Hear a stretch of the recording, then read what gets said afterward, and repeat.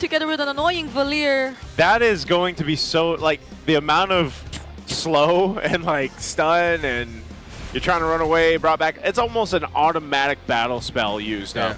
They'll cook burgers if it's a Patrick. There's no other skin. There's no other glue skin. There is a basic skin. Nope, they're gonna be cooking Krabby Patties.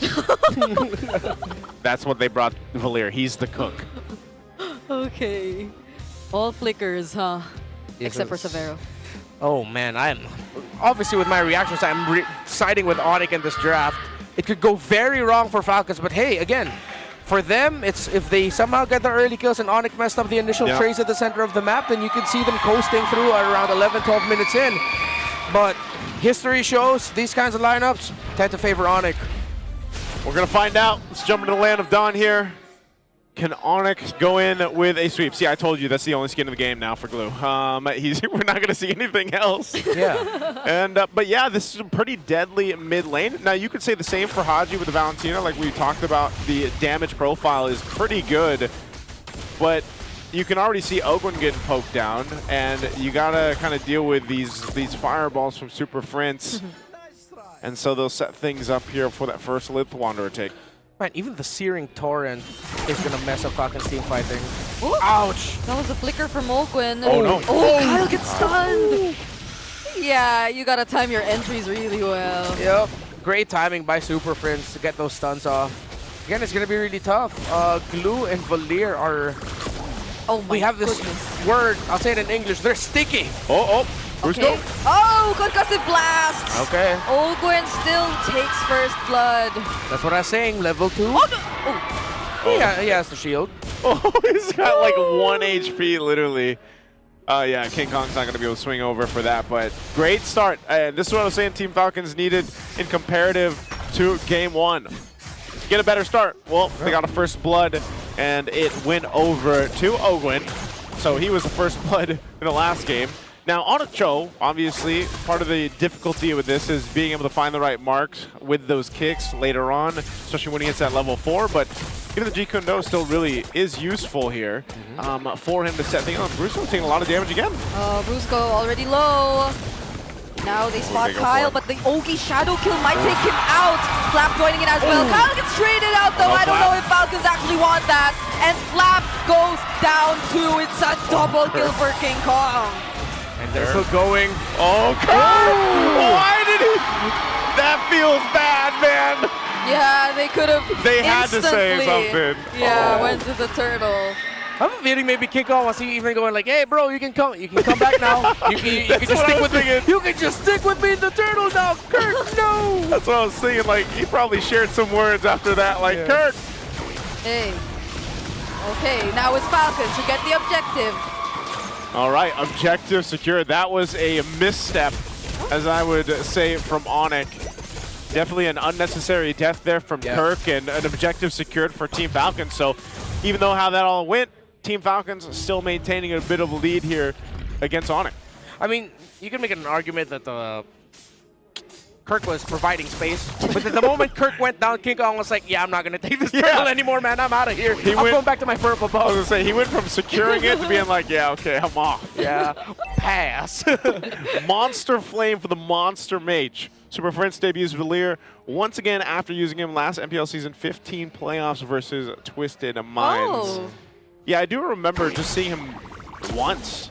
Yeah. And I don't think we saw Valier at all in Season 16, according to that stat, and that is true. So it's been a minute, and I'm glad to see another mage in mid lane, man. I've been saying this for a while now. Like, hey, there's other mages in the game. Yeah. It'd be great if we could see those as well. Yeah, and if you missed the panel from day one, he was one of the mages that we teased for everyone to potentially show up, and now finally is here. We thought he would show up more in the lineups that have the slower tanky fighter jungles, but no, this is a very mobile lineup that Falcons has, and Onic still thought that, hey, a Valier still has a lot of value. Searing Torrent, the knockback of the Valier, brings a lot of turnaround capabilities for the team that has it. Yeah, and this is still, regardless of like that small lead that Falcons already have, a 2-0 start for King Kong. It's only been mostly Brusco who's been on the receiving end of Falcons and their pickoffs. So Let's see if their plan for this next objective is to fight back once again, but Open seems to have his eyes on Brusco. Yeah. What I've been wondering is I wonder what ultimate Haji's going to take. Yeah. Is he going to get grab, or? That's what I was trying to think too. Maybe we even see, could just be more of a situational situation because of this game and the ultimates available for him. So he's not grabbing anything just yet. Brusco. Oh, that's a flicker in from Brusco.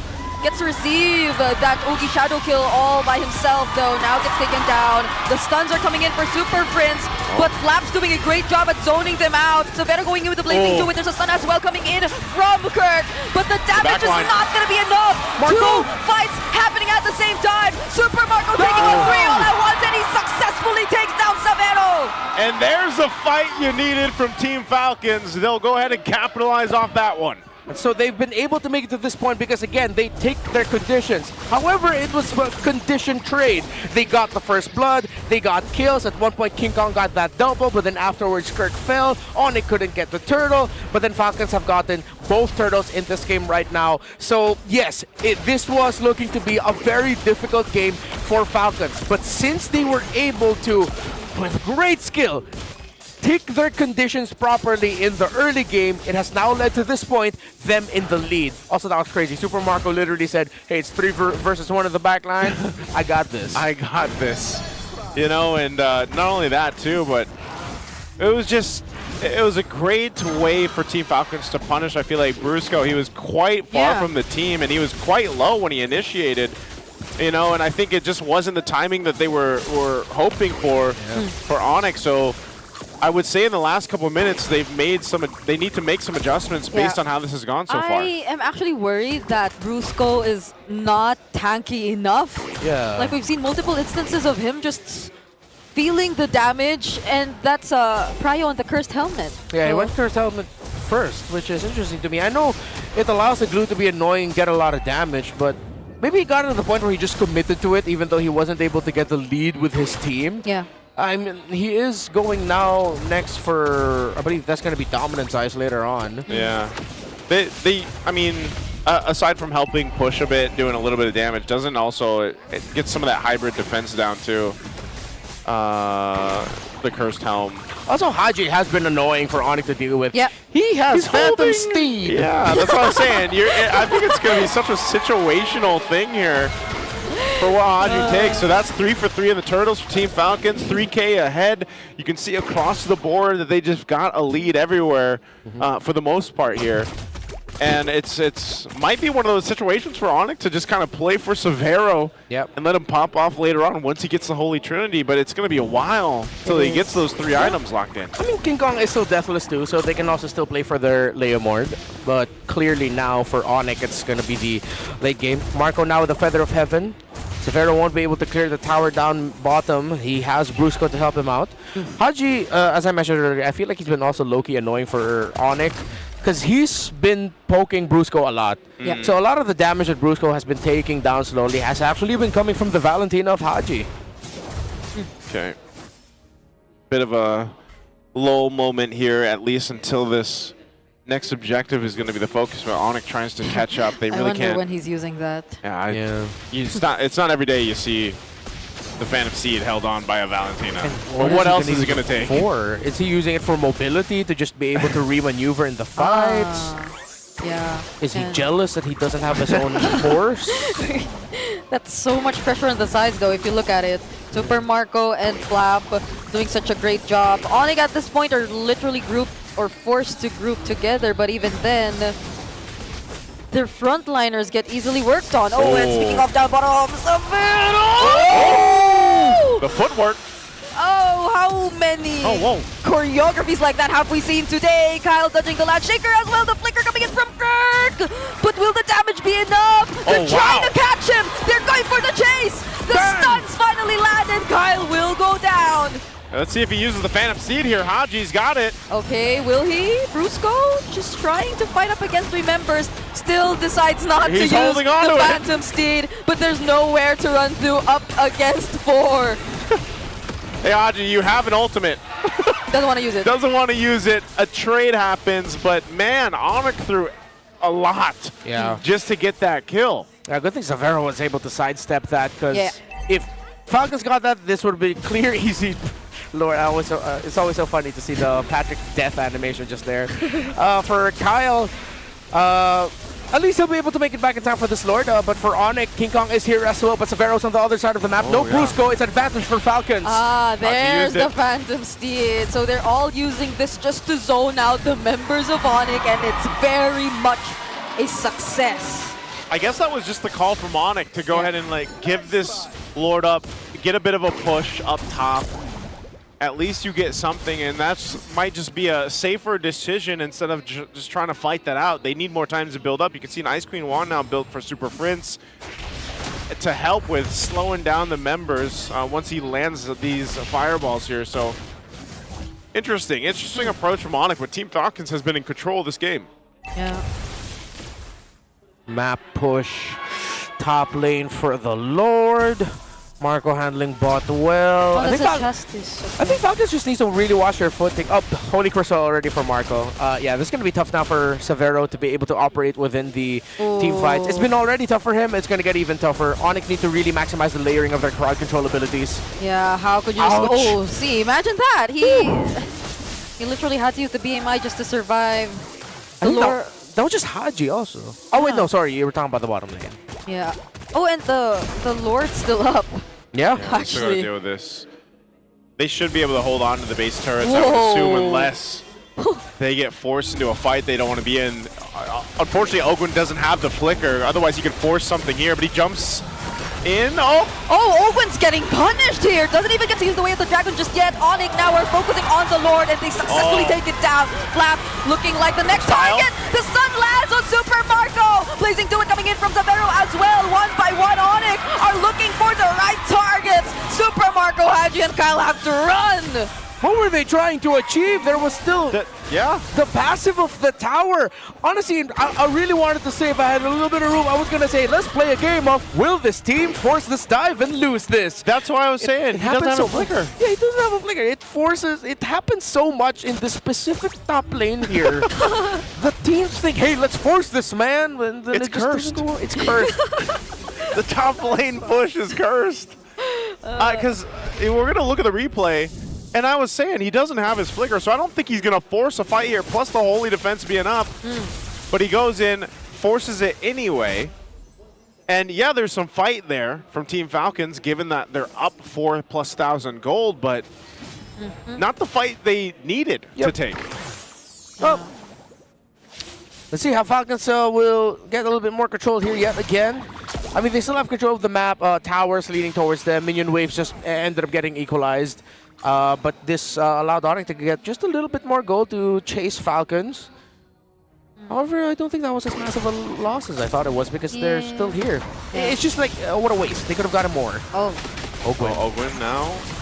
Try to go for Brusco there, who already has the Chastis Pauldron too, by the way. Yeah. So somehow maybe they're able to answer back just by a bit. A good presence of Ogwin to show up, because that really made sure that King Kong wouldn't try to get close and take his own purple buff. So no purple buff here for this Leomord. Just a little bit of an advantage build. Severo on the other side of the map. Onic might not be able to take this. It's going to be another free Lord for Falcons. I guess that's just the, again, it's back-to-back plays like that. Put Severo on the bottom side, just grab a turret at least, I guess, and defend. Maybe they're more comfortable defending in the base with this kind of composition that they have, because part of the Valier could be part of that equation, being able to push back if they need to, and just forcing a potential misstep from Team Falcons on the defense here. So Immortality now picked up by Ogwin, so you know he's going to be trying to make a play. And now with the flicker available, that's what we can expect. The mid lane is going to be focused down by this Lord push, and Team Falcons will play around it. Okay. He's going into the base, swooping on in, charge on the mid. See if he can find a target here. Ogwin takes a bit of a shot from the turret, but the mid turret just about to go down. Oh, it's Brusco who goes in first! That's the Immortality immediately popped for Ogwin. The flicker forced out too, Flap goes down! Now it's Onic on the chase. Phantom Steed committed by King Kong, but they're not gonna force anything just yet. -1. Oh, this guy go in. Okay, they're not gonna force it. Yeah, and no base turret there, lost by Onic. What a defense. Great call by Brusco to just start things out, taking Falcons by surprise.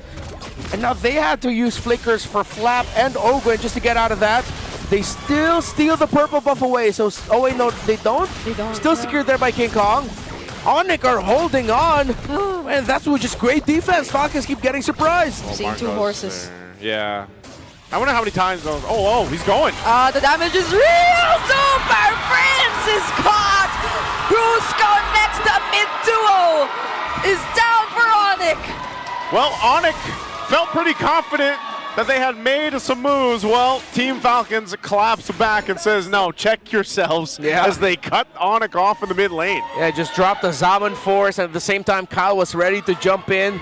Shadow kill. Great link up between Marco and Kyle. Okay, could this be it? All three waves synced up. Flap not going for the setup just yet. BMI already positions the back in case things get bad. But Kirk! The damage is too much for Falcons. Yeah, they get rid of Kirk, but ultimately Onic bought enough time to let everybody come up. Kirk will be up in 30. Team Falcons still holding on, and they have 30 seconds away from this Lord, so they've got to just take what they can, and Onic will just stay in the base here. Oh, Conceal going to be used. Is Ogun going to try to make a play? No. At least he gets spotted out by Brusco. That's a Phantom Steed already used by King Kong as well. They're doing their best to defend their last two base turrets. I didn't expect Haji to use the Phantom Steed there. I think he really just wants to show him, you know, like, hey, I've got it too. He's been taken. No, because what else? Just a Phantom Steed. Yeah, it's really just Phantom Steed. The last Maybe him the to be Vengeance mobile. Flame for like, does the Purify apply to you as well? It should. Yeah. So, but that's like, yeah, Super Prince is not within range. So. I will be surprised if Onic does the same thing this time. Which and they keep Severo on the opposite end of the map, and they just let Team Falcons take a Lord. But you're looking at the items, he's where he needs to be. I mean, here's the Winter Crown Claude you were asking for, by the way. Yeah. Yep. Oh, So finally, there we go. He's got it. But they're starting up the Lord, half health on this one. Team Falcons has control, but Onic might look to actually contest this if they can get there in time. Two-man setup from Flap. Do Onic still want to go in? Oh, surprisingly, the damage is starting to be there for Onic. Flap is forced to get away. Open to using the flicker just to survive. They don't know Super Marco's right behind them, though. And there goes the Zaman Force. And the Blazing to it as a response. A flicker for Super Marco and the Yugi Shadow kill, but Onic are slowly grabbing back. But not until Severo was actually blasted like that. Falcons in control. They have the Lord, but there are still 3 members of Onic. Able to defend. The minion waves are far. It might be tough for Falcons to end it. They might not be able to end it here, but let's see if they can make some magic. Okay. Super Marco will work on the waves up top first. That gives Onic enough room to work on the Lord. Severo's up in 15 and Brusco in 5. They're going to clear these waves out.